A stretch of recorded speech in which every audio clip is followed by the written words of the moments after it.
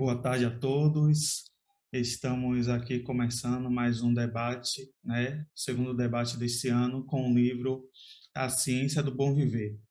Queremos agradecer a todos que chegaram aí pontuais para esse debate.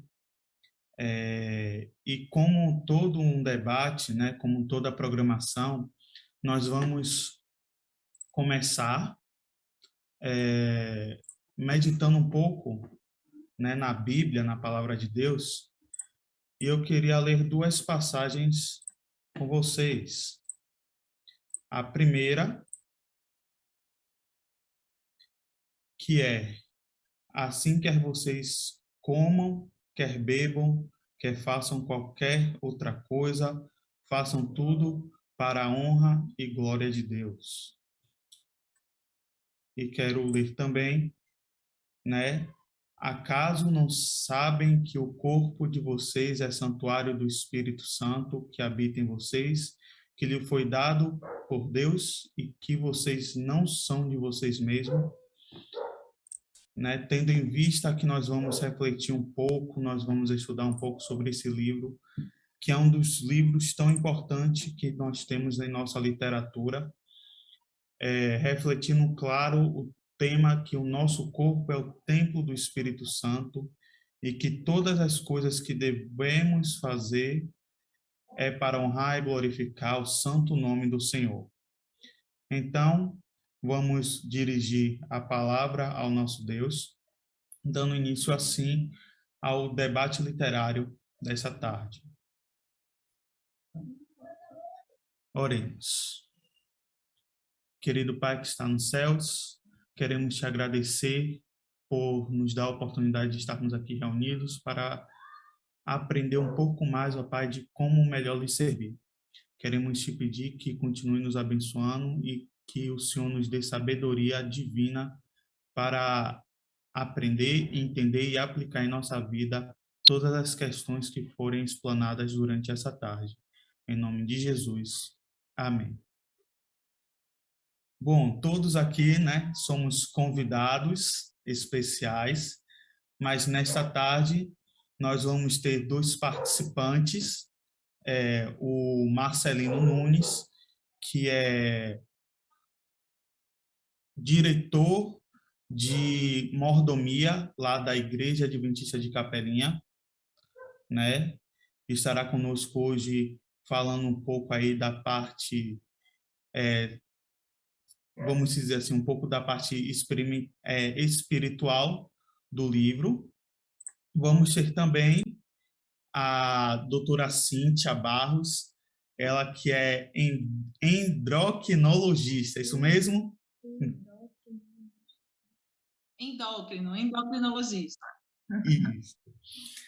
E teremos essas duas participações, né? A Cíntia também falando do livro, claro, também da parte espiritual, focando ali também na área dela, né? Que é a medicina.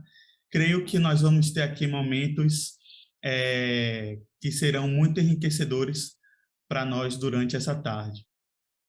Eu vou dar aqui a palavra à doutora Cíntia, né, para que ela comece os estudos aqui dirigidos do nosso debate e ela terá esse espaço aí para estar explanando um pouco mais sobre o livro.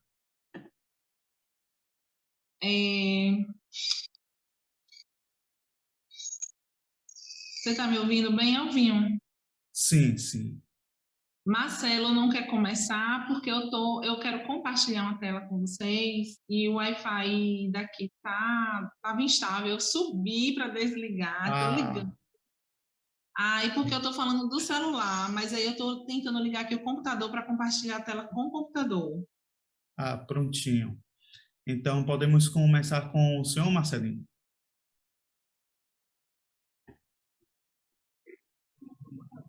Boa tarde a todos e feliz sábado.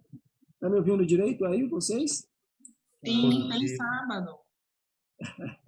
Deus abençoe, eu estou feliz, estou vendo aqui minha prima, que há muito tempo eu não vejo, né? As duas. Um abraço, Gracinha, um abraço para nosso amigo José Barros, né? O Zequinha, Que Deus abençoe essa família maravilhosa. E que Deus abençoe a todos que nos assistem nessa tarde. Eu quero parabenizar a Álvaro. Meus pais, viu, gente? Meus pais, meu pai e minha mãe. Eu quero parabenizar o Álvaro pela coragem, né? De me convidar para estar aqui e dar um vexame. Muito corajoso ele. E não posso negar que estou com um friozinho na barriga, viu, Cíntia? Está aqui com a presença de uma doutora, mas o que me tranquiliza nessa tarde é que o livro Ciência do Bom Viver, ao contrário do que muitas pessoas pensam, que ele só trata a respeito de saúde física, mental, ele trata muito mais da questão espiritual. Tá? E o conhecimento é algo que a gente deve sempre buscá-lo. Agora, existe um perigo, né, nessa questão de buscar o conhecimento e você não praticar o conhecimento. Né? Esse conhecimento, eu poderia dizer que ele se torna especulativo. E o conhecimento especulativo, uma vez, vamos dizer, na área espiritual, ele tende a gente buscar esse instrumento, né, do conhecimento, muitas vezes, para tentar defender um erro, a nossa opinião, e entrar na questão que é muito falado do achismo. Né? Então, o conhecimento foi feito para você utilizar. E eu já começo dessa forma, que deveria ser um final, que deveria ser um apelo, mas eu começo já aí para conscientizar que essa palestra, agora de tarde, vai ser tratado a respeito desse maravilhoso livro, que eu creio que os que foram convidados, né, Álvaro deve ter passado a respeito que a leitura do livro seria feita durante esse trimestre, e neste momento a gente vai começar já do final, praticamente, né, falando a respeito do perigo do conhecimento especulativo. E se vocês me permitem, eu gostaria de ler um trecho que está no capítulo 36, que é inicial, que diz o seguinte: um dos maiores males que acompanham a busca do conhecimento, as pesquisas da ciência, é a disposição de exaltar o raciocínio humano acima de seu real valor e sua devida esfera. Tá certo? Muitos tentam julgar o Criador e suas obras mediante o imperfeito conhecimento que é possuído da ciência. Gente, eu tenho visto muito falar a respeito de ciência, né? E nessa área aí, dessa questão, eu creio que a ciência, ela não traz nada de erro. Então, muitas vezes, quando o cientista afirma algo e não é exatamente o que ele falou, quem errou? Quem errou, é claro, o profissional, porque a ciência ela traz todo um contexto de estudo, tá certo? Para que seja acompanhado. O ser humano erra, mas a ciência nunca erra. Então, quando se busca a ciência, o conhecimento como algo especulativo, isso se torna perigoso. Né? Então, continuando a leitura, esforçam-se por determinar a natureza, os atributos e as prerrogativas de Deus, e concedem e condescendem com a teoria especulativa com relação ao infinito. E começa a falar de coisas que são mais opinião humana do que, na realidade, o conhecimento lógico e perfeito científico. Os que se entregam a esse ramo de estudo estão pisando terreno proibido. Suas pesquisas não produzirão resultados de valor, só podendo ser prosseguidas com perigo para a alma. Agora imagine, se essa questão de conhecimento, vamos dizer assim, na área de medicina, né? Eu tenho visto muito as pessoas, ultimamente, falar de ciência, né? Você vê isso nos jornais, você vê, em geral, na mídia, tá? E eles debatem muito. Por exemplo, há médicos que defendem o tratamento profilático, mas outros com relação à Covid, tá certo? Com relação à Covid, alguns médicos defendem o tratamento profilático, ou seja, o tratamento que previne a doença, quando, na realidade, os médicos têm, outra área da medicina tem dito que não existe esse tratamento, tá? Que o certo é você se cuidar e dar todas essas orientações que nós temos recebido de higienizar sempre as mãos, ter a máscara quando for sair, tá certo? Evitar aglomerações. Essa daí é uma linha de raciocínio dos médicos que inclui a todos, tá? Todos estão de acordo, mas com relação a essa profilaxia, alguns não concordam. A gente viu até o presidente aí tirar uma de médico, né, falando sobre a cloroquina, e muitos médicos chamaram a atenção do uso indevido da cloroquina, né? Então, esse conhecimento, muitas vezes, ele acaba trazendo problemas. Então, é necessário a gente ter uma consciência do certo e buscar a fundo esse certo, né? A página 425, ela diz o seguinte: o conhecimento de Deus segundo a revelação dada em Cristo, eis o que devem ter todos quantos se salvam. É o conhecimento que opera a transformação no caráter, aqui já no aspecto religioso e espiritual, recebido esse conhecimento, recriará a alma à imagem de Deus, comunicará a todo ser um poder espiritual que é divino, tá certo?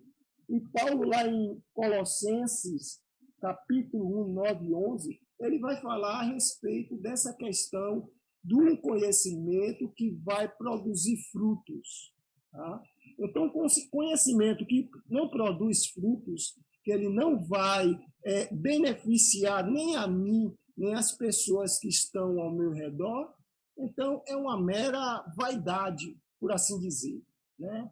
Então, conhecimento não pode ser guardado e nem tampouco usado de uma maneira especulativa. Eu vou dar um exemplo que aconteceu com um irmão nosso, ele já descansou. Na ocasião, ele era um jovem e sempre ele estava dia de domingo, né, feriado, jogava uma peladazinha, conhecido mais como nós baianos chamamos de baba. E ele tinha um amigo que era espírita. Esse rapaz sempre o buscava para tratar de assuntos bíblicos, né? Não era o Enoque adventista que buscava levar o conhecimento bíblico, mas, pelo contrário, ele que buscava de Enoque debater, vamos dizer assim, algum assunto bíblico. E quando o nosso irmão abria a Bíblia e explicava conforme estava o texto, ele simplesmente, às vezes, aceitava e às vezes não. Chegou um momento desses encontros, dessas conversas, né, a respeito do assunto bíblico, que ele disse para o nosso irmão: olha, nós não vamos mais conversar a respeito da Bíblia. Aí ele tomou como surpresa, ele disse: não, foi você que me chamou, você sempre que iniciava essa conversa, me fazia pergunta, eu tive o prazer de esclarecer. Agora, por quê? Ele disse: porque quanto maior o conhecimento, maior a responsabilidade. Já viu o que foi que esse rapaz espírita disse para o nosso irmão? Quanto maior o conhecimento, maior a responsabilidade. Então, nós devemos sempre lembrar de que conhecimento, seja como for, ele deve ser colocado sempre em prática. Álvaro, eu sou muito falastrão, e eu preciso ser controlado com relação ao tempo. Quanto tempo eu tenho para falar? Pronto. Você tem aí, em média, mais 30 minutos. 30 minutos, tá certo. Quando chegar assim, faltando 5 ou 10 minutos, você me avisa para eu fazer o desfecho, tá certo? Positivo. Tá ok? Bom, eu falei um pouquinho a respeito de essa questão de conhecimento, falei sobre a ciência, muito tratado nesses últimos dias, mas eu gostaria de utilizar duas definições de ciência, tá? Entre outras definições, eu gostaria de falar sobre isso. Mas, Álvaro, eu queria primeiro que você colocasse os slides, né, para a gente falar sobre isso.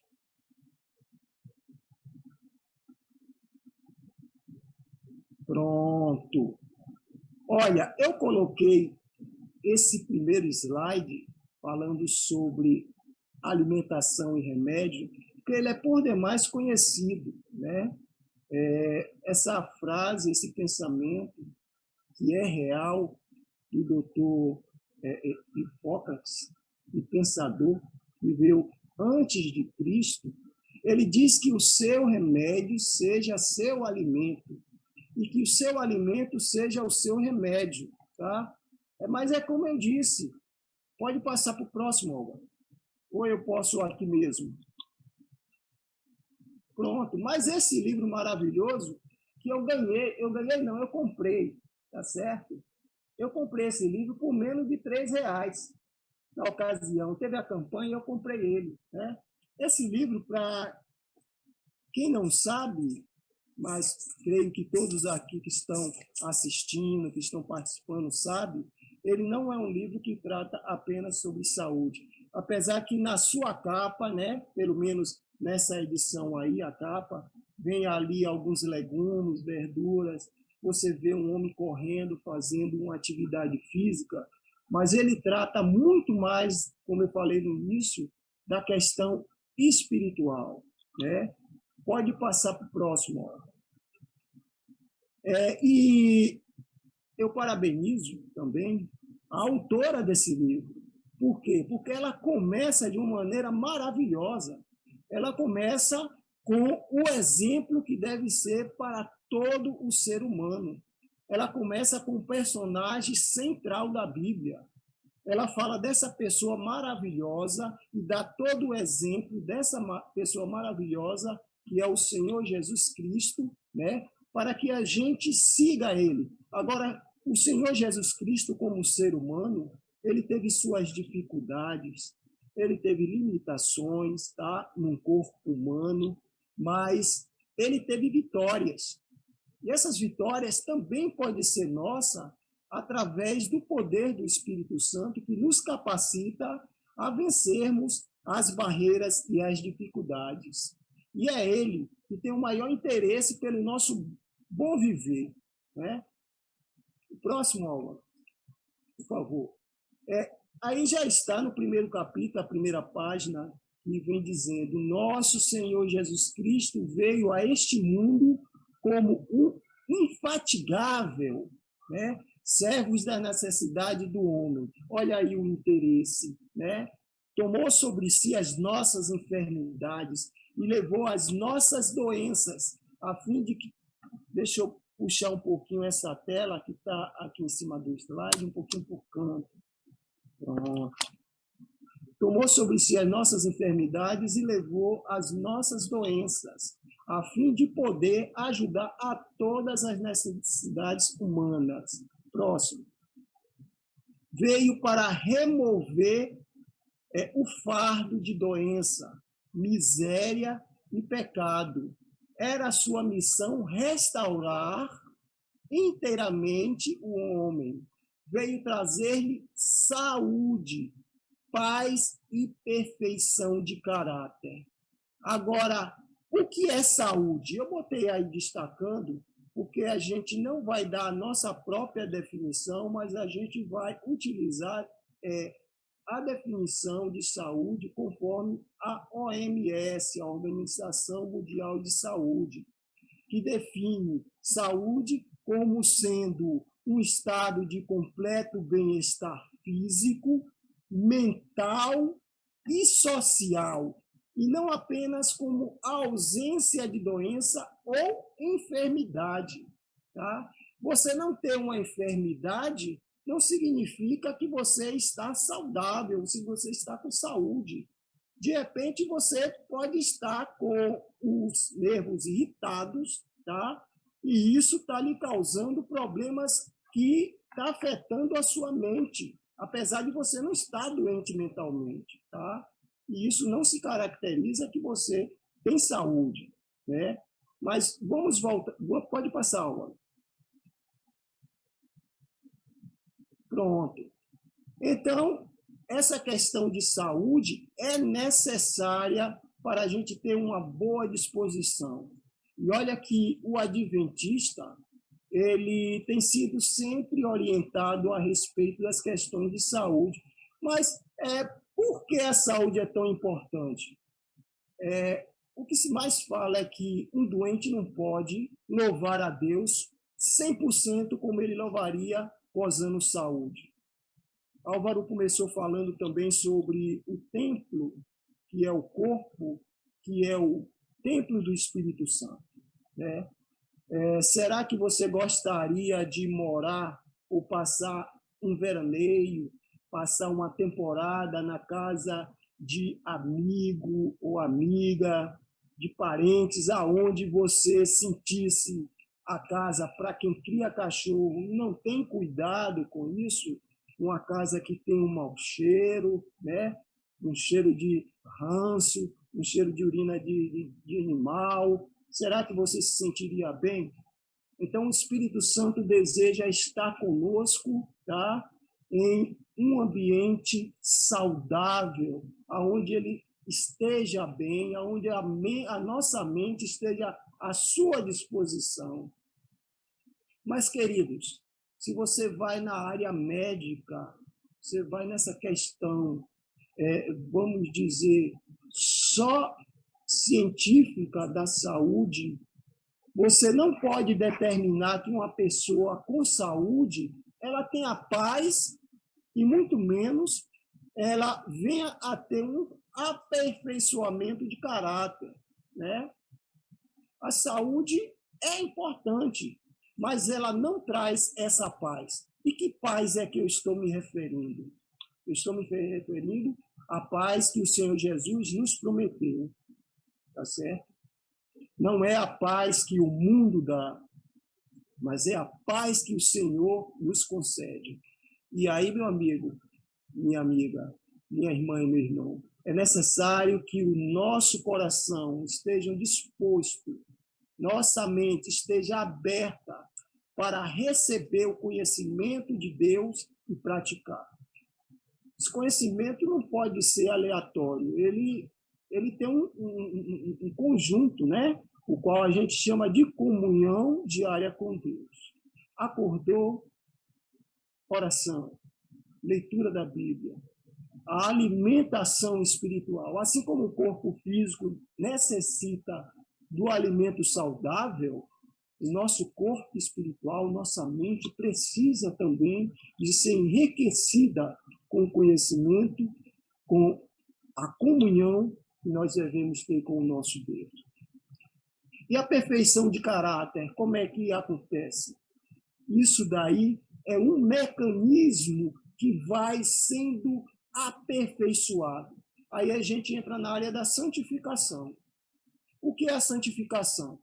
Santificação não é um processo pelo qual você tem que realizar para ser salvo. Tem muita gente que cai nesse perigo, né, de procurar se santificar para se salvar. Meu irmão, minha irmã, a gente acabou de concluir o trimestre, uma lição que vem falando sobre as alianças, que deixou bem claro que nós só podemos ser salvos através do sacrifício do nosso Senhor Jesus Cristo. A partir do momento que você é lavado pelo sangue de Cristo, que você aceita a proposta da aliança da salvação firmada com o nosso Senhor Jesus Cristo, se arrepende, confessa seus pecados e aceita Jesus como seu Salvador, descendo as águas batismais, publicamente você declara: eu aceito esse Senhor como Senhor da minha vida e Salvador, você está salvo. A santificação é o caminho, o processo pelo qual você vai crescendo. Não se pode exigir de uma criança que ela fale assim que nasce. Ela nasce sem dente, ela não fala, ela às vezes carequinha, dependente. É assim que nasce, é assim que nós nascemos no reino dos céus.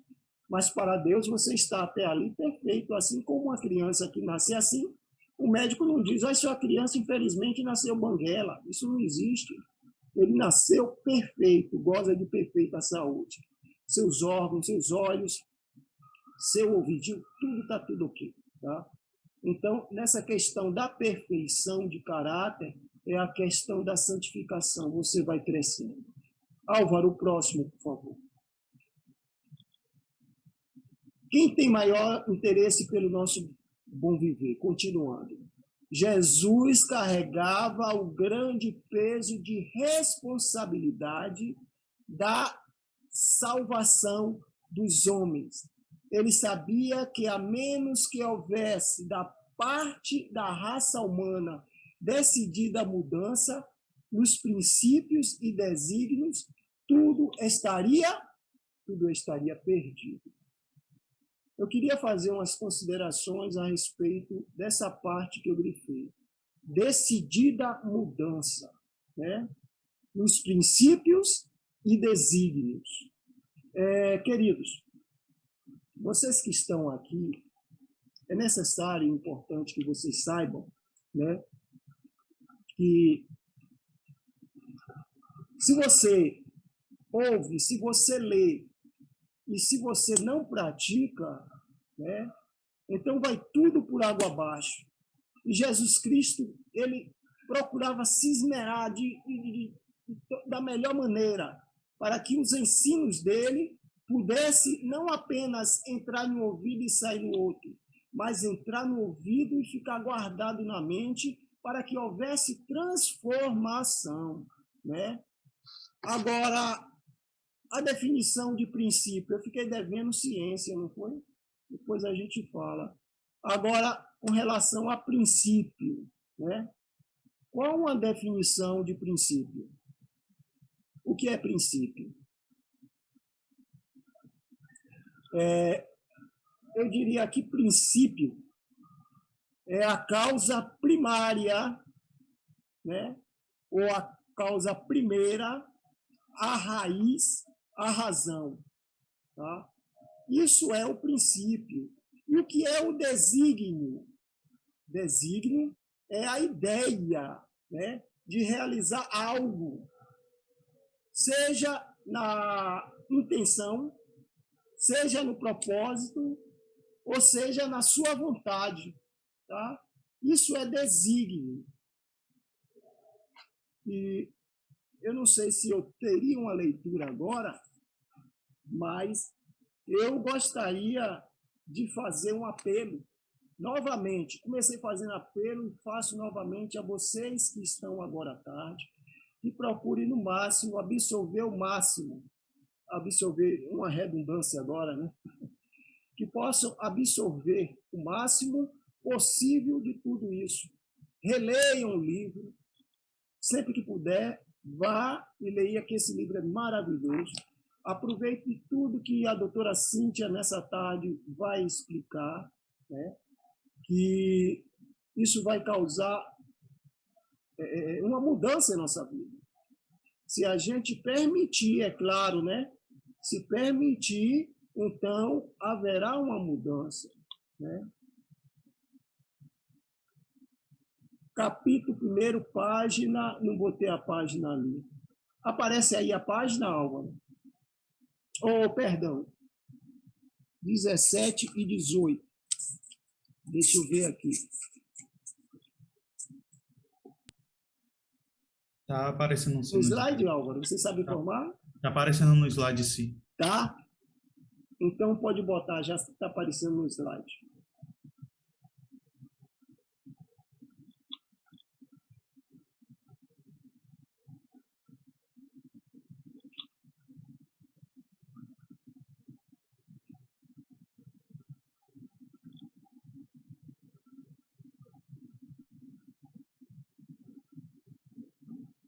Não está no slide, não. Eu vou ler aqui. Página 17 e 18.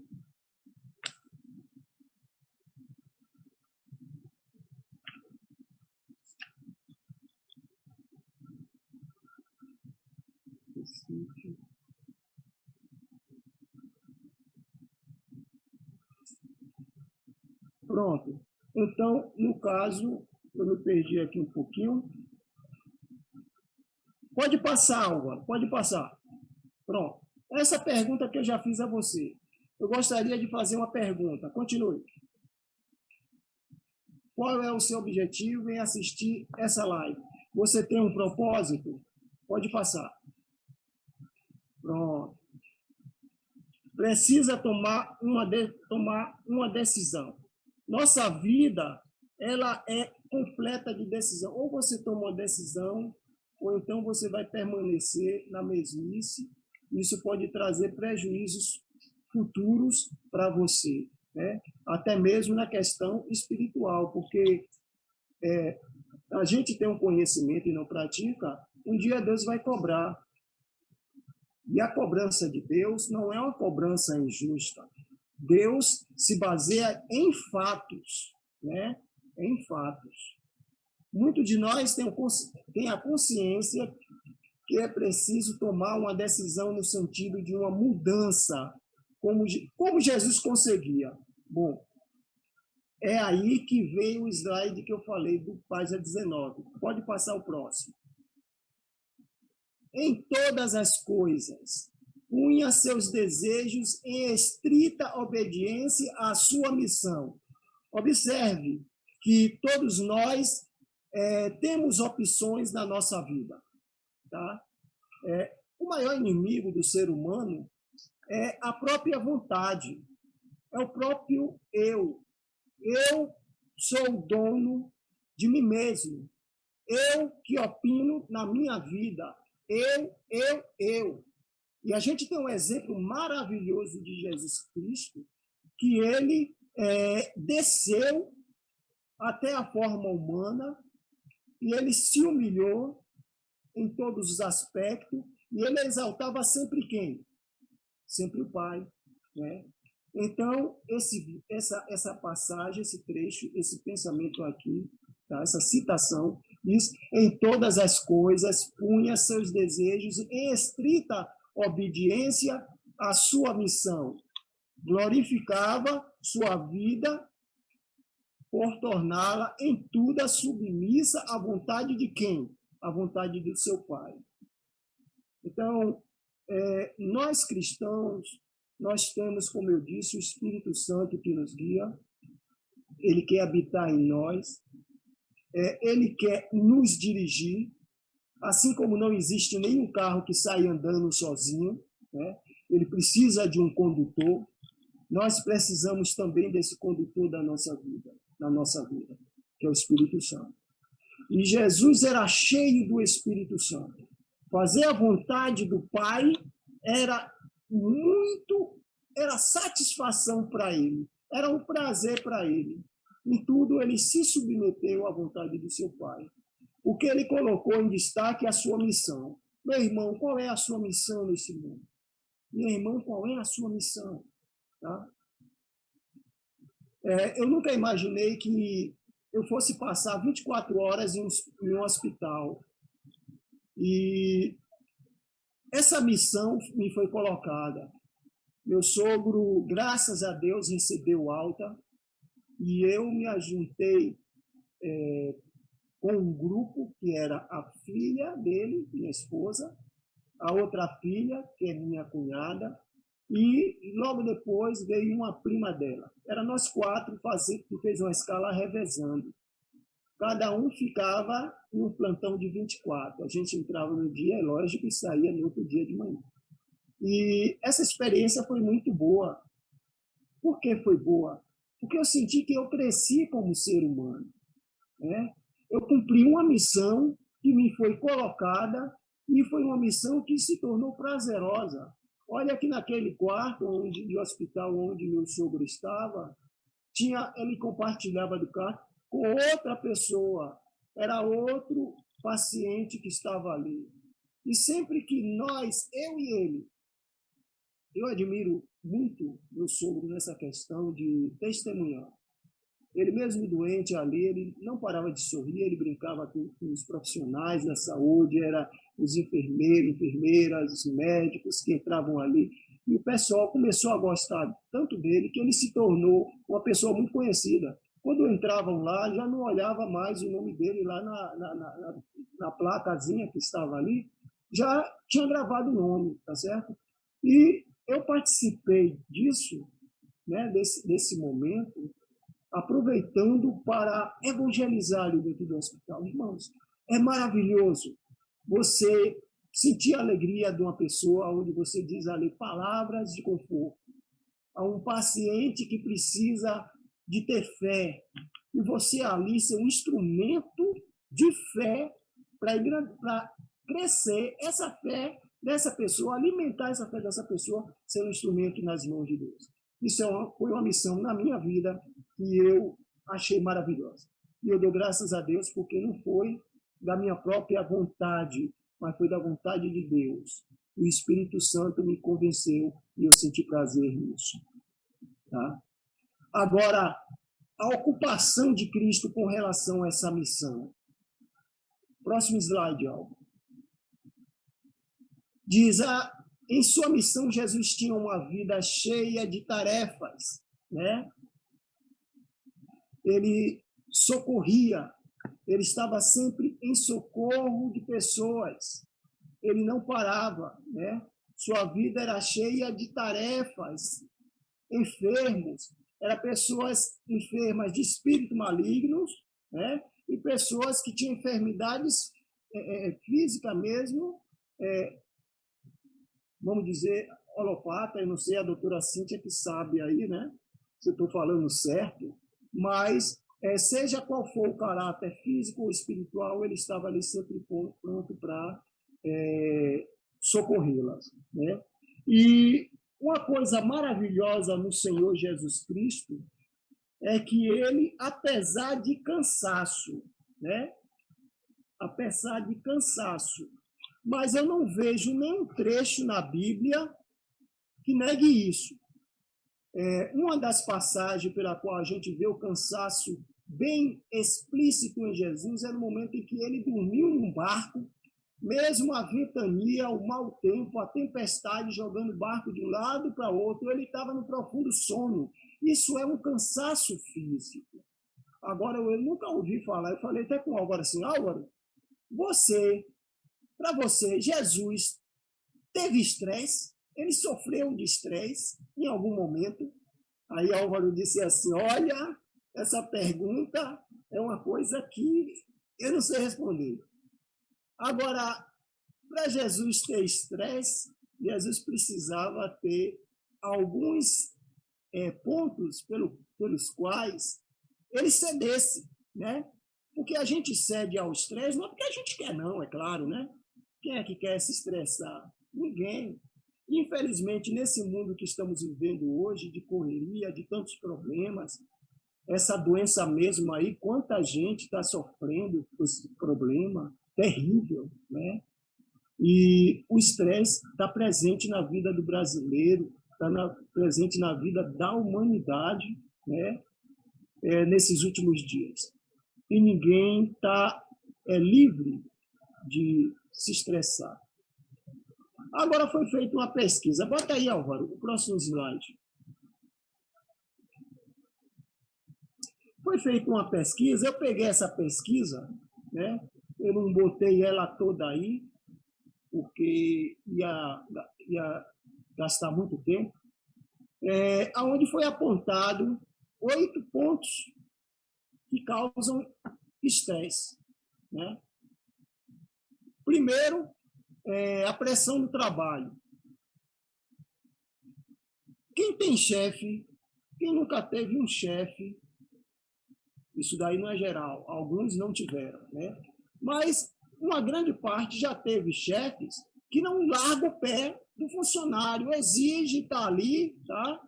E o seu próprio trabalho já é um trabalho que requer atenção, né? E muitas vezes ainda tem uma pessoa que está ali me cobrando, né? E isso é muito, muito desgastante, isso é estressante realmente. Agora eu pergunto, Jesus tinha um chefe que ficava cobrando ele? O trabalho de Jesus era um trabalho voluntário ou Jesus Cristo fazia aquilo era profissionalmente para ganhar dinheiro, né? Porque o trabalho de Cristo, que eu saiba, era voluntário, era um trabalho por amor. Então, nesse ponto aí, eu diria que Jesus não teve estresse. Qual é o próximo ponto? 2, problemas financeiros. Problemas financeiros. Outra pergunta que envolve Jesus. Jesus estava preocupado com as finanças? Olha, se foi ele mesmo que no Sermão da Montanha disse que nós não deveríamos estar preocupados, envolvidos com essa preocupação de o que amanhã. É claro que todos nós devemos nos preparar para amanhã, nosso trabalho, reserva, né, financeira, vamos assim dizer, o planejamento para umas férias, tudo isso se leva em conta que isso é necessário. Mas essa questão da problemática das finanças é aquela que te traz dor de cabeça, né? E a gente vive num mundo onde há muita corrupção. E essa corrupção, muitas vezes, a problemática da questão é a ganância, né?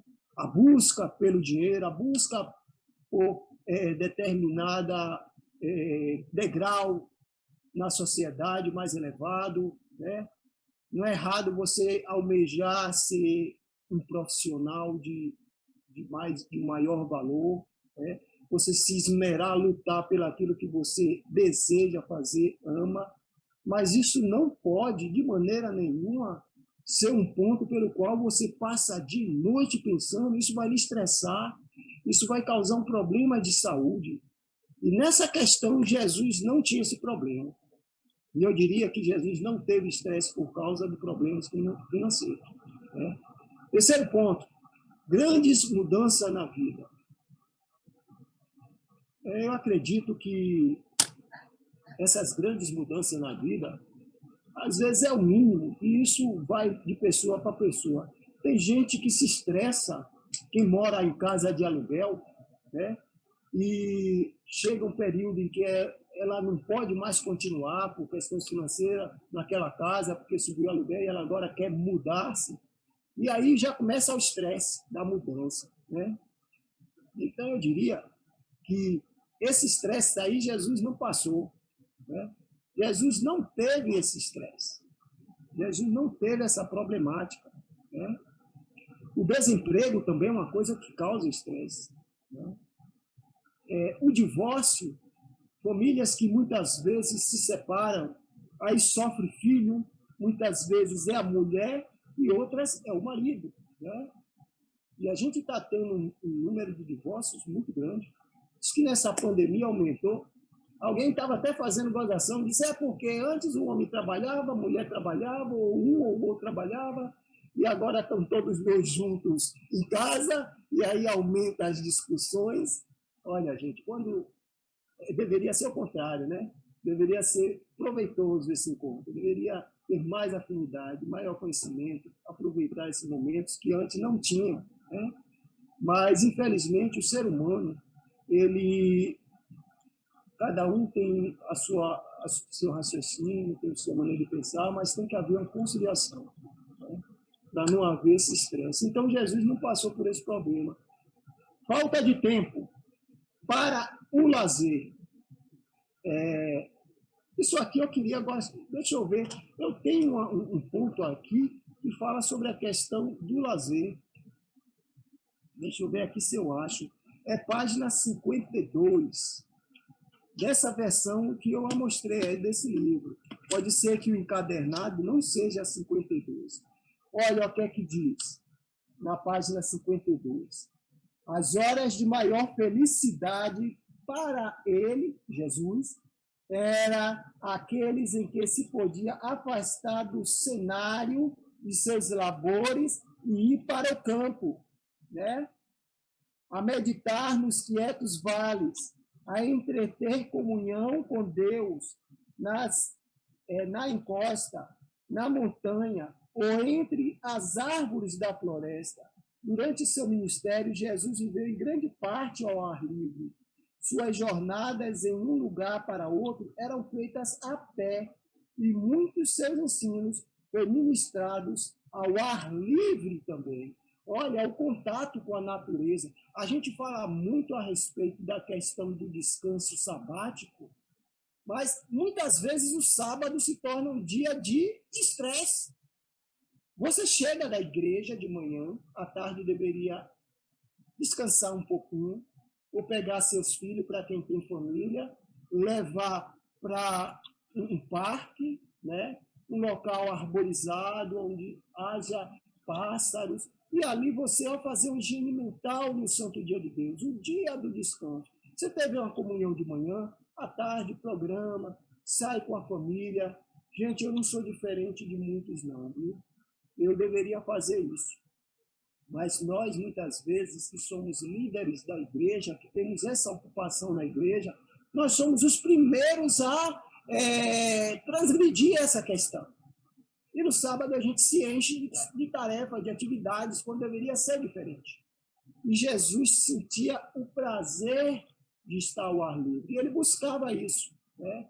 Ele não se importava de ensinar em meio à natureza. Aliás, a natureza, né, toda aquela área servia de cenário para inspirar aquelas pessoas, para trazer mais vamos dizer assim, uma conscientização do Criador em tudo aqueles aspectos.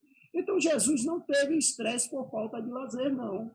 Jesus tinha o seu lazer e era um lazer bem saudável. Álvaro, por favor, o próximo. Álvaro.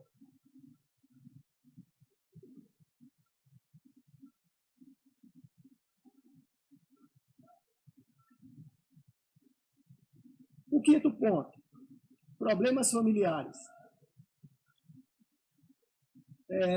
As melhores famílias, o mais unidas que elas sejam, sempre existe um ponto em que há atrito. Acontece atrito entre as pessoas. Alguém uma vez disse que até nossos intestinos brigam. Eu não sei se intestino briga, né? Mas talvez digam que essa briga seja aquele momento de gases, está aquela zoada, né? Mas é comum em uma família haver pontos que em discórdia, mas dentro da diversidade pode haver uma unidade. E a gente já estudou sobre a unidade na diversidade. Agora, lá na página 485, falando sobre essa questão familiar, esse problema que às vezes pode existir que leve ao estresse, fala que nós devemos ter paciência. E muitas vezes nós culpamos ao irmão, à irmã, ou o pai que foi muito rigoroso, ou a mãe que foi muito rigorosa, né? Quando muitas vezes a culpa está em nós. E a gente não admite que a gente errou, que a gente falhou, né? E tem aí na página 485 dizendo o seguinte: não podemos permitir que o nosso espírito se irrite por algum mal real ou suposto que nos tenha sido feito, né? O inimigo que mais carecemos temer é o próprio eu, que eu acabei de falar. Muitas vezes somos nós mesmos, né? Nenhuma forma de vício tem efeito mais funesto sobre o caráter do que a paixão humana, quando não está sob domínio do Espírito Santo. Nenhuma vitória que possamos ganhar será tão preciosa como a vitória sobre nós mesmos. Olha, nosso temperamento que tem que ser adomado, tem que ser trabalhado. Olha aí agora a questão de o Espírito Santo, a diferença que faz na sua vida quando você não busca ter o Espírito Santo, e essa busca tem que ser diária, né? Jesus dá o exemplo do pai. Qual é o pai sendo mau? O filho pedindo uma pedra, ou pedindo um pão, lhe dá uma pedra, lhe pedindo peixe, lhe dá uma cobra, né? Ou pedindo ovo, lhe dá um escorpião, e ele completa dizendo: ora, vós que sois maus, saber das boas dádivas aos vossos filhos, quanto mais o Pai Celestial, ele está disposto a quê? A dar o Espírito Santo àquele que lhe pedirem. Tá? E continuando diz: não vos vingueis, quando puderdes, removei toda a causa de mau entendimento.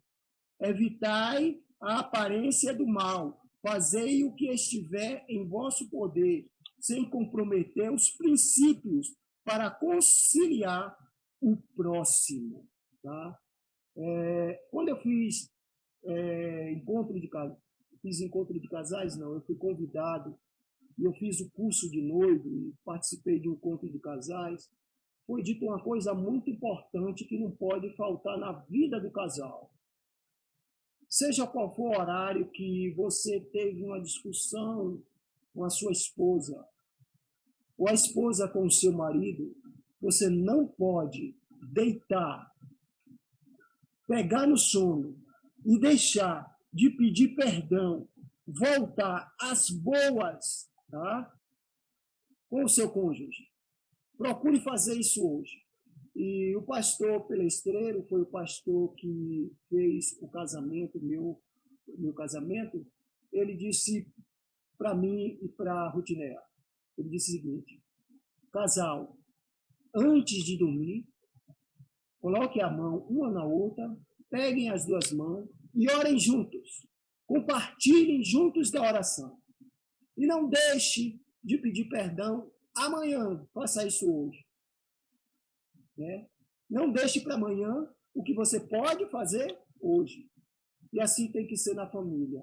Pais, se você foi duro com seu filho, em algum... você pode ter razão na hora da disciplina, mas se você foi muito duro, peça perdão ao seu filho. Isso não é se rebaixar, não. Isso é ser humilde. Seu filho vai aprender isso com você. E quando ele tiver família, ele vai fazer o mesmo. Porque os nossos filhos, eles também merecem respeito. Eu tenho que respeitar o meu filho. Sim, tenho que respeitar. Ele é uma pessoa. A educação não significa você ser um carrasco, você ser um ditador, mas você tem que ser como quê? Como a lei. Diz que a lei serviu como aio, condutor, o disciplinador, aquele que ensinava, né? Então é dessa forma que nós devemos agir. E Álvaro já me botou aí, que eu só tenho 3 minutos, eu preciso concluir, né? E o sexto problema é sobre a saúde. Jesus cuidava da saúde, né? Sem dúvida nenhuma, senão ele estaria transgredindo o mandamento, porque se Paulo ensina que o nosso corpo é templo do Espírito Santo, Jesus não poderia fazer diferente. Desejo de aprovação social. Eu queria falar um pouquinho sobre essa questão, mas eu não vou falar porque eu só tenho 3 minutos, né? Mas esse desejo de aprovação social, não se preocupe com isso, porque você precisa ser louvado por Deus, né? Você não precisa se preocupar com o que o seu próximo vai dizer a seu respeito. Apenas ouça para ver se ele tem razão, porque às vezes uma crítica pode ser construtiva, sim, quando essa crítica não é feita com despeito, não é feita com inveja, é uma crítica pela qual de alguém que ama você e quer o seu bem, tá? Então, procure aceitá-la. É luto. Jesus sabia que a morte era um sonho. Ele não tinha preocupação com a morte. Ele tinha preocupação com a vida. E a preocupação que Jesus tinha com a vida não levava ao estresse, mas levava à ação de ensinar, a ação de salvar. Tá? Álvaro, passa aí para o próximo slide e a gente vai concluir com esses 2 slides final e eu falo só. Tá? E a questão da virtude, a temperança. Essa foto, por si, ela já traz um pouquinho do que eu poderia falar. Você tem aí o coração de um lado na balança e você tem do outro o cérebro. O coração está mais voltado para emoções. Eu sei que o coração é um órgão que não pensa, né? O pensamento e as emoções estão na mente, mas ele é simbolizado como o órgão da emoção. E você tem, por outro lado, o órgão que é da razão. Esses dois daí, eles têm que estar em um perfeito patamar. Agora, sempre lembrando que a razão é a causa principal da nossa escolha e a nossa decisão. A decisão através da emoção pode ser uma decisão apaixonada, né? E as paixões são passageiras. A razão deve dominar, muitas vezes, a questão da emoção, né? E a gente tem que ter muito cuidado. Eu tinha preparado até um vídeo, não foi, Álvaro? Falando sobre temperança, mas não vai dar. E a gente vai encerrar com o próximo slide. O próximo slide é esse daí, ó. A educação da criança e a influência do lar. A criança aprende pelo exemplo. Você vai falar, mas no dia que você ensinar e fizer diferente, vai fazer uma interrogação imensa na cabeça deles. Tá? Então, a maior educação é você viver, você demonstrar o seu princípio, o que você quer passar para ele. Tá? E o nosso princípio é o princípio divino. A nossa sabedoria não se baseia na sabedoria humana, mas se baseia na sabedoria divina. O nosso condutor, o nosso professor é aquele que sabe de todas as coisas. É aquele que sonda a mente de Deus. Por isso ele sonda a nossa mente. E ele sabe o que é melhor para a nossa vida. Tá certo? Que Deus possa nos abençoar. Que o Espírito Santo domine, né, sobre nós o nosso desejo, para que o nosso desejo seja o desejo de Deus e que Deus possa nos conduzir através deste maravilhoso livro. Tá? Mas o maior do que esse é a Bíblia Sagrada. Mas a autora foi muito feliz quando usou o personagem central desse livro, que é o nosso Senhor Jesus Cristo. Vamos seguir o exemplo dele e tudo vai dar certo. Obrigado a todos e me desculpem, né, por alguma coisa que eu falei que talvez tenha sido mais agressivo. Tá? Muito obrigado pela oportunidade. A gente também agradece pela sua presença, né, senhor Marcelino, pela participação que o senhor teve nesse primeiro momento. Agora estaremos acompanhando a fala da doutora Cíntia Barros. Muito bom te ouvir, meu primo. O que Marcelo falou são temas tão importantes, né? Tem uma relevância tão grande. Bom, eu vou compartilhar a tela. Antes de tudo, Alvinho, muito obrigada pelo convite, viu? É muito bom estar com vocês. Eu vou compartilhar a tela e aí eu começo.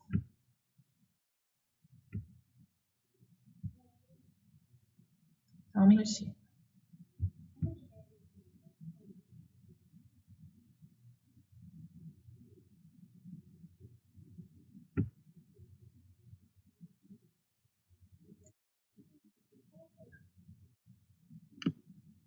Alvinho, aí você vai me ajudar, tá? Tá tudo ok? Certinho, tudo ok. Vocês estão vendo minha tela? Tá tudo Perfeito. ok, né? Perfeito.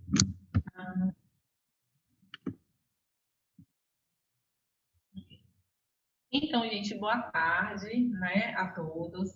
Meu nome é Cíntia Barros, eu sou médica endocrinologista e fui convidada para fazer uma pequena resenha, né, conversar um pouquinho sobre esse livro, A Ciência do Bom Viver, da autora americana Ellen G. White.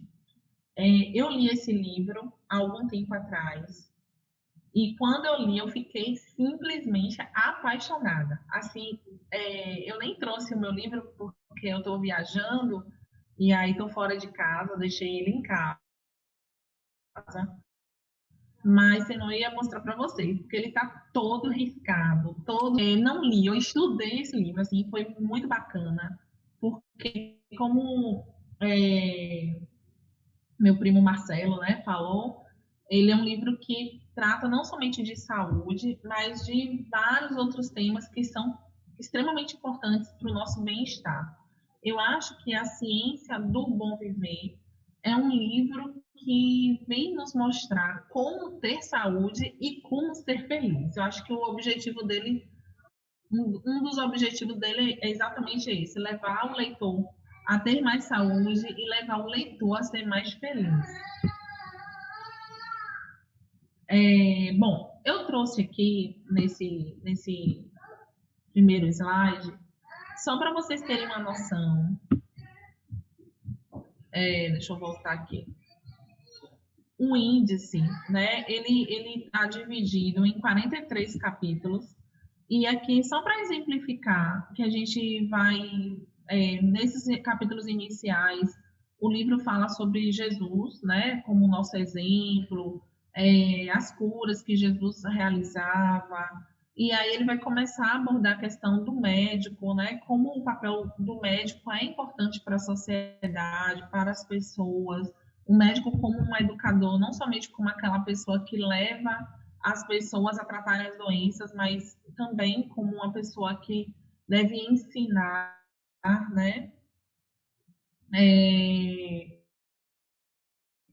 E aí ele doença, o que é a doença, como as pessoas que têm algum tipo de doença, elas podem se beneficiar do tratamento, do verdadeiro tratamento que ela coloca, que são coisas que estão presentes na natureza, né? Fala vários temas, desde vestuário, a regime alimentar, a importância da mãe, o papel da criança no lar. Vocês estão me ouvindo bem?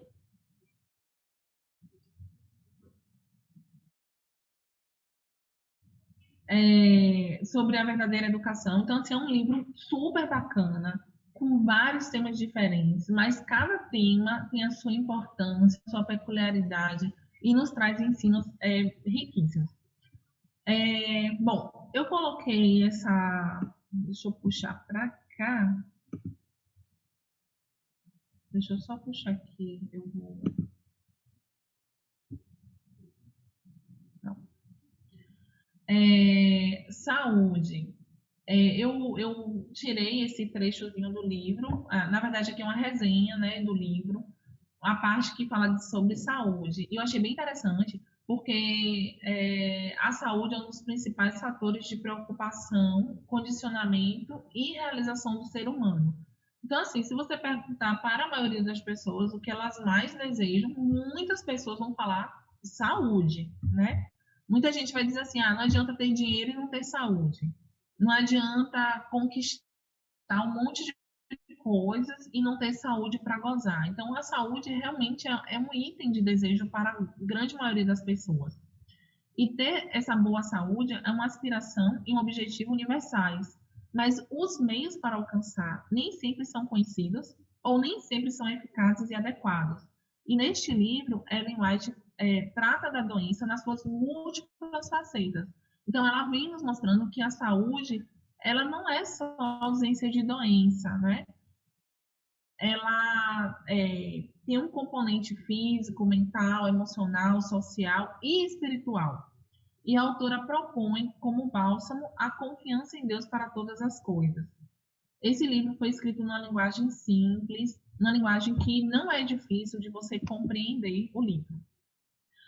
Logo no início, os primeiros capítulos, ele mostra a obra do Salvador, a obra de Jesus, não era restrita a qualquer tempo ou lugar. Sua compaixão desconhecia limites. Em tão larga escala, realizava ele sua obra de curar e ensinar, que não havia na Palestina edifício grande o bastante para comportar as multidões que se aglomeravam ao seu redor. Eu achei esse trecho fantástico, porque assim, se a obra de Jesus, a obra do Salvador, não era restrita a qualquer tempo ou lugar, significa que a obra de Jesus, que se iniciou quando ele esteve aqui na Terra, né, há quase, 2000 anos atrás, essa obra de salvação, essa obra de restauração, ela não tem limites de tempo. Então, ela nos alcança, ela alcança a cada um de nós.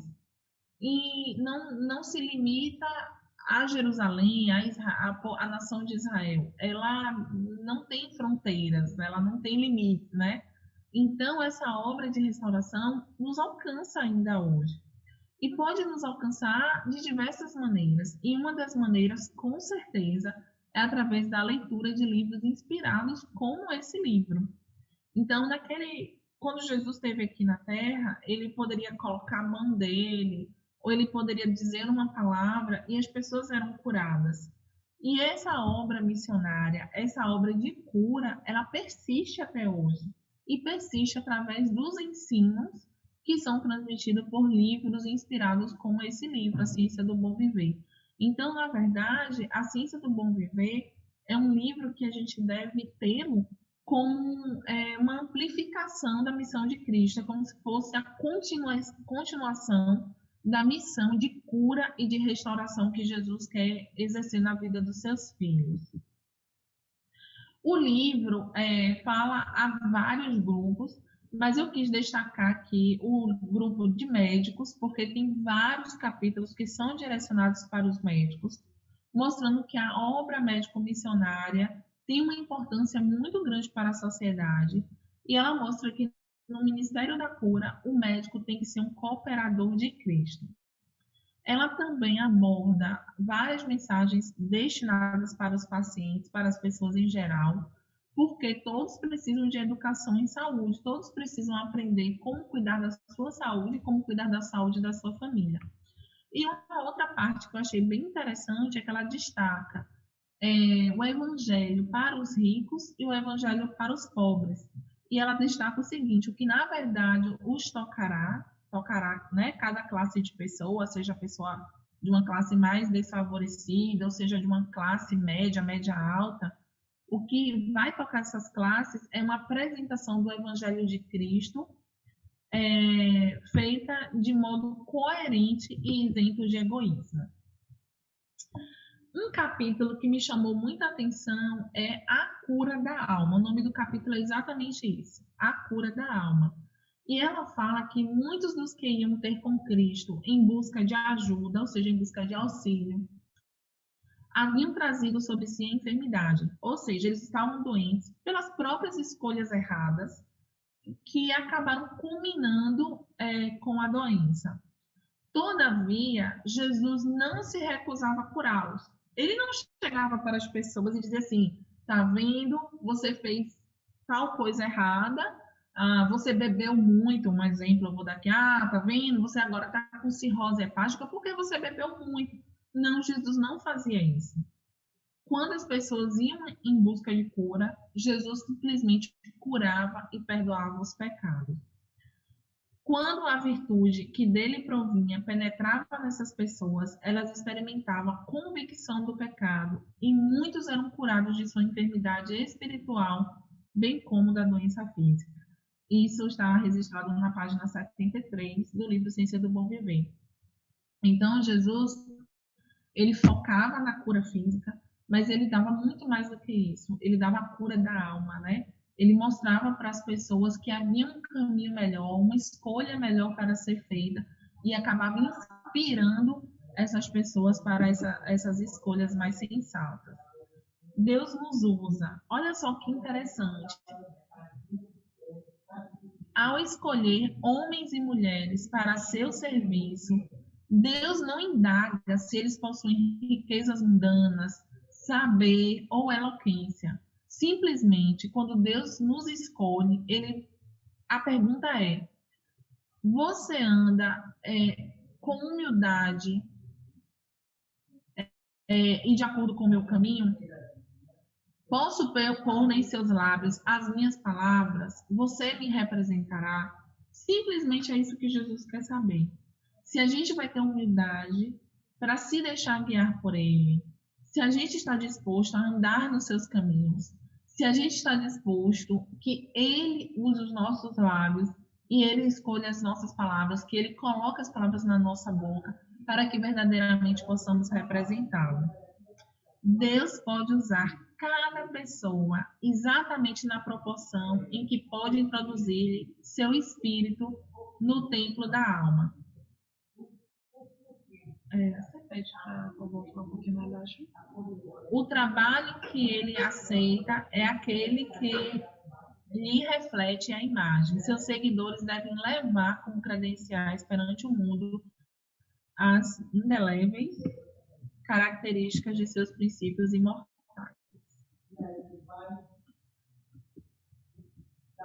Deixa eu ver se eu consigo. Desculpa, porque verdadeira medicina. A única esperança de coisas melhores está na educação do povo nos verdadeiros princípios. Ensinem os médicos ao povo que o poder restaurador não se encontra em drogas, porém na natureza. Então, assim, essa é uma parte do livro que ela enfatiza bastante, que nós médicos precisamos ensinar as pessoas o verdadeiro princípio de cura. E ela enfatiza, né, que a cura não está em medicamento, a cura não está em cápsulas, mas que a verdadeira cura, a verdadeira restauração da saúde está na natureza. Através de quê? Através do ar puro, da luz solar, da abstinência ao que é prejudicial, através do repouso, do exercício, da alimentação adequada, do uso da água e da confiança em Deus. Então, na Igreja Adventista, é muito pregado esses 8 remédios naturais, né, como a gente costuma chamar, 8 remédios naturais, e que a Ellen White enfatiza muito que a verdadeira cura, a verdadeira vida saudável, ela está respaldada nesses 8 princípios. Toda pessoa deve possuir conhecimentos dos meios terapêuticos naturais e da maneira de aplicá-los. É essencial tanto compreender os princípios envolvidos no tratamento do doente, como ter um preparo prático que habilite. É porque está aqui na frente, eu não estou conseguindo puxar. Que habilite devidamente esse conhecimento. Então, o que é que acontece? O que ela está falando aqui? Que as pessoas têm que entender onde estão os verdadeiros princípios, né? Onde estão os verdadeiros princípios da saúde e que as pessoas devem saber como aplicar esses princípios de saúde. A cura mental. Então, assim, é enfatizado que a cura, que a doença, ela atinge o físico, mas a doença, ela também é mental, ela é emocional, ela é espiritual. E olha que interessante, esse livro foi escrito há mais de 100 anos, né? Naquela época não se sabia exatamente qual era a influência da mente no corpo. Hoje a ciência deixa isso muito claro, mas na época de Ellen White não era tão claro assim. Porém, ela já falava que muito íntima é a relação que existe entre a mente e o corpo. E eu queria que vocês prestassem bem atenção nessa frase. Quando um é afetado, o outro se ressente. O estado da mente atua muito mais na saúde do que muitos julgam. Muitas das doenças sofridas pelos homens são resultado de depressão mental. Desgosto, ansiedade, descontentamento, remorso, culpa, desconfiança, todos tendem a consumir as forças vitais e a convidar à decadência e à morte. Ou seja, doença está longe de ser algo somente físico, né? Mas a mente, ela influencia muito. Hoje, alguns pesquisadores chegam a dizer que mais da metade das doenças que as pessoas sentem, dos sintomas que as pessoas sentem, das doenças que são diagnosticadas, são doenças originadas da mente e não do corpo. Então, você ter uma mente saudável, você buscar ter mecanismos que reduzam o estresse, a ansiedade, a depressão, você buscar ajuda quando você se sente deprimido ou quando você tem uma mente negativa, que sempre pensa em doença, sempre está sentindo-se mal, sempre está preocupado. Essa mente ela precisa ser trabalhada, porque essa mente acaba influenciando o corpo e você começa a sentir coisas no corpo que são simplesmente frutos da sua imaginação. Olha só que interessante, doença imaginária. A doença é muitas vezes produzida e com frequência grandemente agravada pela imaginação. Muitos que atravessam a vida como inválidos poderiam ser sãos se tão somente assim pensassem.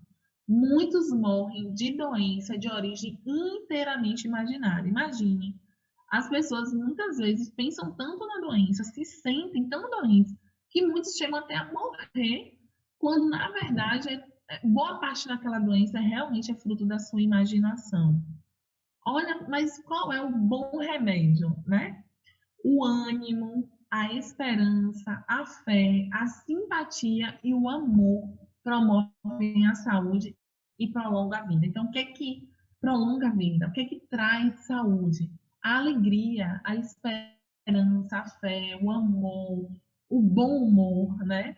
Um espírito contente, animoso, é saúde para o corpo e força para a alma. Provérbios 17:22 diz: o coração alegre serve de bom remédio. E tem um outro verso que é bem interessante, que é um verso de Salomão, que ele diz assim: assim como você imagina na sua alma, assim você é. Ou seja, o pensamento ele tem um poder muito grande, gente. Então, assim, às vezes eu brinco, né? Tem pacientes, por exemplo, que vão no consultório, eu atendo, como eu sou endócrino, e eu trato a obesidade, muitas pessoas que vão ao consultório me procurar, marcar consulta comigo, é para emagrecimento. E muitas vezes o paciente chega e fala assim: ai, doutora, eu sei que eu nunca vou emagrecer, porque eu já tentei, eu já fiz dieta, eu já tomei remédio, eu não consigo emagrecer, eu nunca vou conseguir emagrecer. Aí eu fico pensando assim, meu Deus, o que essa pessoa está fazendo aqui então? Porque ela vai para o consultório, ela vai me procurar para eu ajudá-la a emagrecer, mas na cabeça dela ela não vai emagrecer, ela nunca vai conseguir. Então, se a pessoa pensa assim, é muito difícil realmente ela conseguir, né? Porque ela já vai achando que não vai dar certo, que ela não vai conseguir.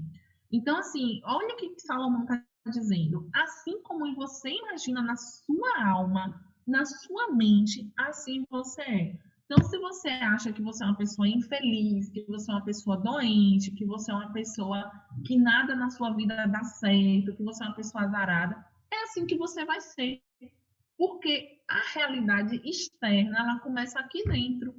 Antes de algo acontecer fora do nosso corpo, acontece primeiro aqui. Primeiro a gente pensa, primeiro a gente acredita e depois a gente faz acontecer. Então, se você pensa que você é doente que você vai ficar. Se você pensa que você é uma pessoa que só atrai coisas ruins, só atrai pessoas ruins, é isso que você vai atrair. Então, o conselho de Salomão, e que é o conselho de Ellen White, é: pense em coisas boas, seja alegre, pense em saúde, pense em prosperidade, pense em que sua vida tá boa e vai melhorar cada vez mais. E você vai ver que com essas coisas, esse pensamento positivo atrai coisas boas. E isso não é simplesmente psicologia positiva, né? Que se tem falado muito hoje em dia de psicologia positiva, que você pensa coisas boas e vai atrair coisas boas.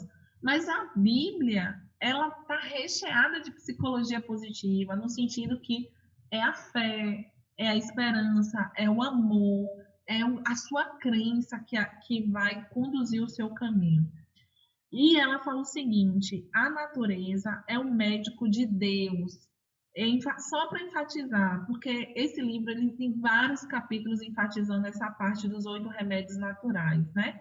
Então, o ar puro, a luz solar, as flores, as árvores, os pomares, os vinhais, o exercício ao ar livre, nessa atmosfera, são salutares e vivificantes.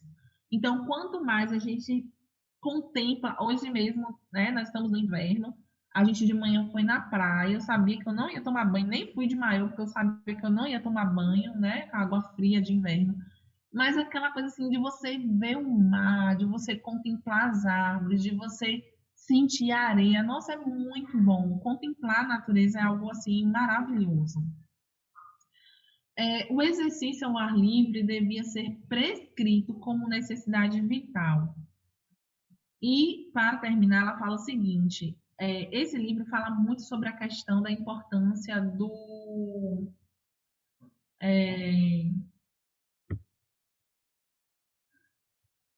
fala muito sobre a questão do asseio, da limpeza, né, da higiene. E ela diz assim: perfeito asseio, quantidade de sol, cuidadosa atenção às condições sanitárias, em todos os detalhes da vida doméstica são essenciais à prevenção das doenças e ao contentamento e vigor dos habitantes do lar. Melhor alimentação. Eu estou terminando, acho que faltam só mais 2 slides, mas eu precisava enfatizar essa parte, porque é uma parte assim, que é bastante interessante, onde ela diz o seguinte: melhor alimentação. O que é a melhor alimentação? Eu consegui resumir nesses 4 quadradinhos. Cereais, frutas, nozes e verduras constituem um regime dietético escolhido por nosso Criador. Esses alimentos, preparados de maneira mais simples e natural possível, são os mais saudáveis e nutritivos, pois proporcionam uma força, uma resistência e vigor intelectual, que não são promovidos por uma alimentação mais complexa e estimulante. Então, se sua alimentação estiver focada em cereais integrais, em frutas, em nozes e verduras, pode ter certeza que você está se alimentando muito bem. Quanto mais o alimento for natural, quanto menos ele for processado, industrializado, com certeza sua alimentação vai te ajudar muito a evitar doenças e a ter uma cura verdadeira se você já tem alguma doença. Em todos os casos, educai a consciência, aliciai à vontade, suprir alimento bom, saudável e a mudança se efetuará rapidamente, desaparecendo em breve a necessidade de carne, né? Porque o livro ele vem instituindo uma dieta vegetariana. A conclusão é que Deus deseja que façamos contínuos progressos na ciência e na virtude. Olha o que a Ellen White vem fazendo aqui. A gente tem que se basear na cura pela natureza, pelos 8 remédios naturais, isso é verdade. Saber que a cura, a verdadeira saúde, ela vem de dentro para fora. Por isso que é importante uma alimentação saudável, exercício físico, a luz solar, beber bastante água, se abster de coisas tóxicas, né? Tudo isso é importante, um bom descanso, tudo isso é importante. Mas também Deus deseja que a ciência progrida, que a ciência descubra mais e mais coisas que venham acrescentar, que venham ajudar a humanidade. Sua lei é um eco de sua própria voz, fazendo a todos o convite: subir mais alto, sede santos, mais santos ainda. Cada dia podemos avançar no aperfeiçoamento do caráter cristão. Cada dia podemos avançar no aperfeiçoamento do caráter cristão. Então, a conclusão desse livro é: mudanças. Mudanças são necessárias, uma reforma alimentar é necessária, introduzir hábitos saudáveis são necessários, a introdução desses hábitos saudáveis é algo necessário. Porém, não esqueça que feito é melhor que perfeito e não feito. Por que feito é melhor que perfeito e não feito? Porque muita gente fala assim: agora eu não consigo mudar hábitos, Ah, eu não tenho tempo para fazer exercícios. Quando eu me aposentar, eu faço. Ah, não, eu tenho vontade de ser vegetariano, mas agora não. Algum dia eu vou ser. Mas lembre-se que feito é melhor que perfeito e não feito. Então, assim, a mudança ela não precisa e não pode ser brusca. Você pode mudar aos poucos, a cada dia, melhorar um pouco, tirar um alimento que não faz bem. Ah, começa, sei lá, um exemplo que eu vou dar. Refrigerante é muito ruim para a saúde. Então, retira o refrigerante. Quando você se adaptar com aquilo, aí você já reduz o açúcar do suco. Quando você se adaptar àquilo, aí você retira a fritura. É quando você se adaptar àquilo e você começa a se exercitar pelo menos 3 vezes na semana, começa a beber mais água, começa a beber água em jejum, e aí as mudanças vão acontecendo, progredindo dia a dia, né? Como se fosse um tijolinho que você vai cada dia ali acrescentando. E termino com esse verso que diz: a vereda dos justos é como a luz da aurora, que vai brilhando mais e mais até esse dia perfeito. Que a gente possa guardar esse verso lindo, né? Também de Salomão, esse verso muito lindo e que tem um ensinamento muito precioso. A vereda, o caminho, né? A estrada dos justos é como a luz da aurora, como a luz do sol, como a luz do dia. O sol nasce, aquela luz mais tranquila, né? E à medida que vai o dia avançando, o sol vai ficando cada vez mais forte, a luz vai ficando mais forte, o sol vai brilhando mais. E assim devem ser os nossos caminhos e as nossas escolhas também. Ela deve brilhar cada vez mais, ela deve se aperfeiçoar cada vez mais, ela deve se intensificar cada vez mais, e que esse seja o nosso caminho de uma construção de uma vida feliz, de uma vida saudável e de uma vida que possa realmente brilhar e inspirar outras pessoas também. Então é isso que eu tinha para falar para vocês. Espero que tenha contribuído e espero que tenha incentivado a todos a ler esse livro fantástico, que é A Ciência do Bom Viver. Muito obrigada, viu, gente? Vou interromper aqui o compartilhamento.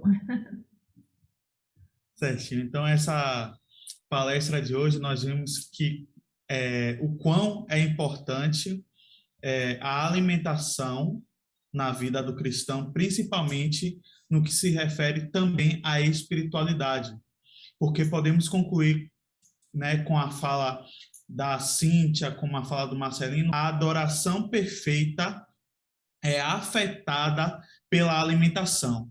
E essa mesma alimentação, se feita de maneira incorreta, ela pode afetar tanto o nosso lado espiritual, como também o nosso lado intelectual, né? Tanto o intelectual como o físico também, enfim. É, se alguém, É oi, como ela fala, né? É como a Ellen White fala. A gente não tem como ser assim, a gente não tem como ser dividido assim, ó. Aqui é o corpo, aqui é só mente, aqui é só emoção, aqui é só espírito. Isso não existe. Nós uhum, somos um ser único.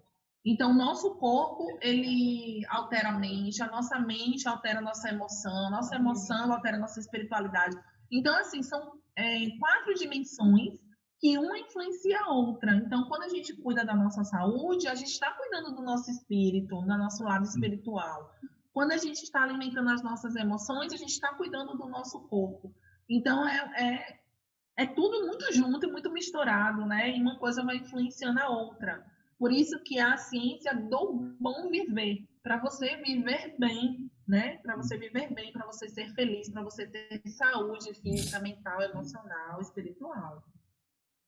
sim, Cíntia, Cíntia, o que você falou aí, a gente concluiu então que é uma holística, né? É um todo. Desculpa, não ouvi. O que você falou, então, a gente conclui que essa questão é uma holística, é um todo, não é isso? O corpo, o espírito, emoções, tudo está envolvido que forma a alma, o ser humano. Isso, perfeito. perfeito. Se alguém tiver ainda algum posicionamento, algo que venha acrescentar, pode estar escrevendo aí ou pode estar manifestando aí sua linha de pensamento. E enquanto alguém que queira apresentar, que queira falar seu ponto de vista, né? Está preparando aí sua fala, eu gostaria de agradecer mais uma vez a presença do Marcelino e da Cíntia, vindo trazer esse livro, a abordagem desse livro, de ponto que contribui e ajuda o cristão a viver melhor consigo mesmo e melhor com Deus, né? Porque vimos no resumão aí de tudo que para eu viver melhor com Deus, para eu ter uma vida espiritual melhor com Deus, eu preciso estar também cuidando mais de mim, eu preciso dar atenção para mim. Não é somente a gente orar, ler a Bíblia todos os dias, mas é a gente cuidar também do templo do Espírito Santo. O que será que nós estamos colocando no templo do Espírito Santo para adorá-lo de uma melhor forma? Será que nós estamos estragando algo que Deus nos deu para cuidar? Ou será que nós estamos investindo, estamos aperfeiçoando? Então, gostaria de agradecer porque esses pontos de vista, esses slides, as falas foram muito importantes para o nosso crescimento, tanto espiritual como crescimento também nosso do dia a dia, né? Então, alguém gostaria de apresentar algum ponto de vista, né? Creio que foi um estudo complexo, um estudo também que foi bem abordado aí pela Cintia e pelo Marcelino. Então, todos estão tímidos aí em suas casas, né? Então, não havendo aí um acréscimo, né? Eu gostaria de pedir aí ao Marcelino para estar fazendo aí a oração final, para que nós tenhamos assim a conclusão do nosso debate literário.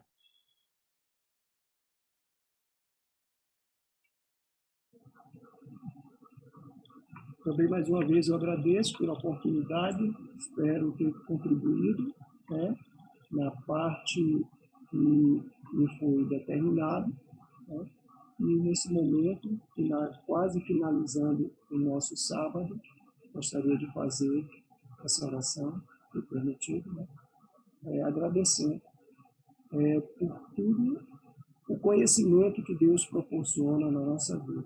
Como o Cíntia falou a esse respeito, sobre esse livro muito bom mesmo. Oremos. Nosso Deus, nosso Pai Celestial, Deus Todo-Poderoso, louvado, exaltado e glorificado seja o teu santo e excelso nome. Neste momento, Deus querido, queremos te agradecer por esses momentos que aqui passamos, ó Pai, tratando de um assunto tão importante, ó Deus, que diz respeito ao nosso corpo, mente, alma, espírito, um conjunto só, o qual o Senhor chama de alma vivente. Ó Deus querido, muito obrigado, Pai Santo, pela oportunidade. Muito obrigado, ó Deus, pelo conhecimento que o Senhor coloca diante de nós. Mas que esse conhecimento, ó Deus, não seja apenas algo especulativo, mas que seja algo prático na nossa vida. Que ele renda frutos, que ele possa, ó Deus, contribuir, ó Pai, não apenas para a nossa vida pessoal, mas que a gente também possa ajudar a outras pessoas. Que a gente possa, ó Deus, alcançar pessoas que estão hoje sem conhecimento, ó Deus, a respeito da saúde. Embora nós não sejamos profissionais na medicina, com exceção da tua serva Cíntia, mas o Senhor nos proporcionou conhecimento através da tua serva Ellen White, na qual pode ser contribuído com a sociedade. Nos usa como luzeiros, ó Deus, nos usa como instrumento nas tuas mãos, para que o teu evangelho possa ser transmitido, possa ser propagado, e logo Cristo possa retornar. Estamos aqui diante de famílias apresentadas. Eu te peço neste momento que o Senhor abençoe a todas, que o Senhor abençoe a cada lar aqui representado, e que A tua bênção, ó Deus, se estenda também, ó Pai, por essa nova semana que está para iniciar-se. Agradecemos pelo sábado que o Senhor nos concedeu e te pedimos que, se alguma coisa fizemos no teu santo dia que não foi do teu agrado, que o Senhor nos perdoe, como também nos perdoe nas questões dos pensamentos e atitudes.